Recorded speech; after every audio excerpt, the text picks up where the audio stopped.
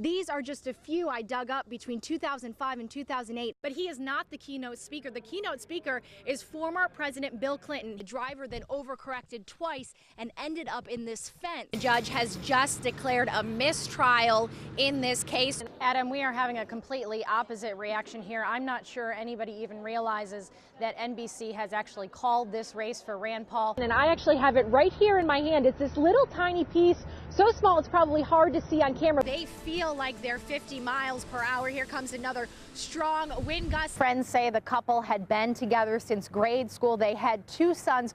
He offered me a chair. I think I might camp out with them for the next 3 days. The longer they watch each empty escalator stair disappear, He texts, I say he just landed. the harder it is for Eddie Whittemore's friends and family to wait. So the minute Ask him where they're coming from. Huh? Ask him where they're coming from. they see passengers from his flight, they are ready for him to come next. Oh my God! It's been more than 2 weeks. I am home.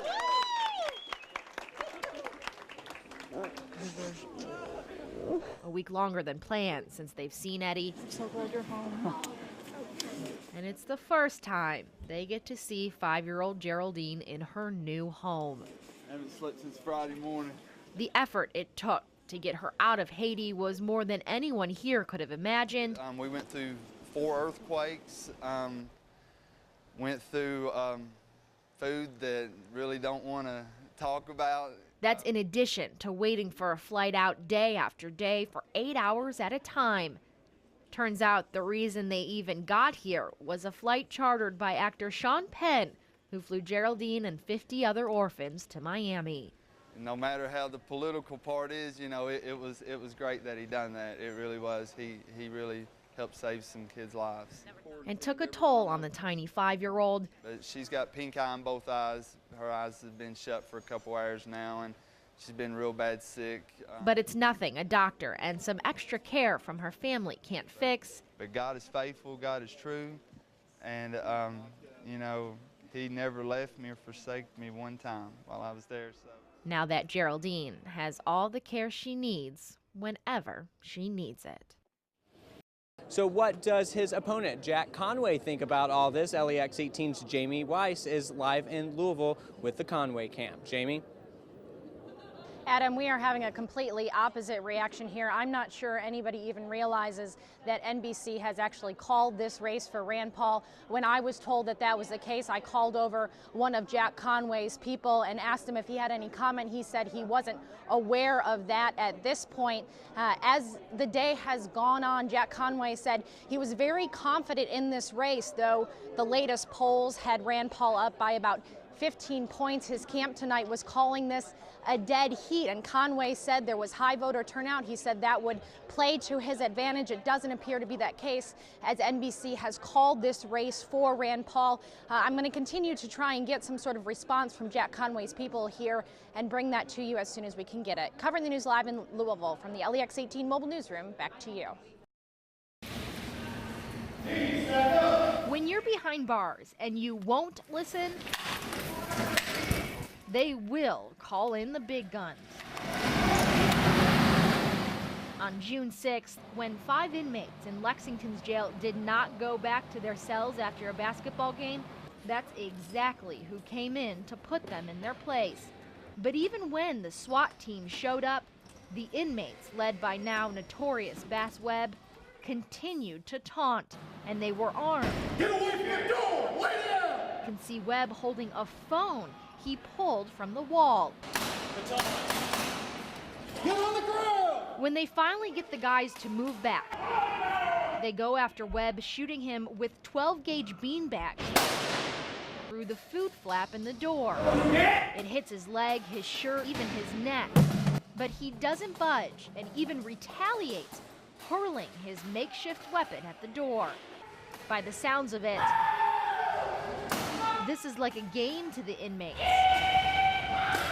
Once a SWAT team is able to enter about 5 minutes later, they fill the room with tear gas, but still,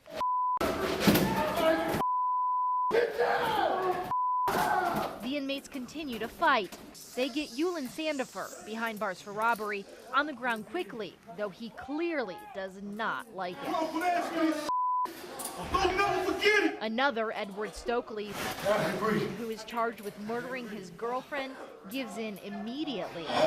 And these guys are only the beginning. One of their toughest battles comes from Curtis Smith, who pled guilty last week to murder.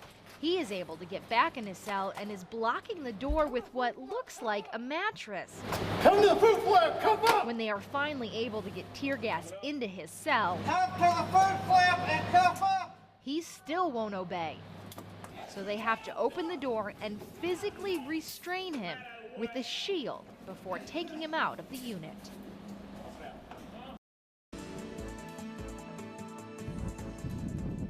Another normal day in another quiet Woodford County neighborhood was disrupted this afternoon. About 1 o'clock, police focused their search for escaped federal inmate Derek Capozzi on the Huntertown neighborhood.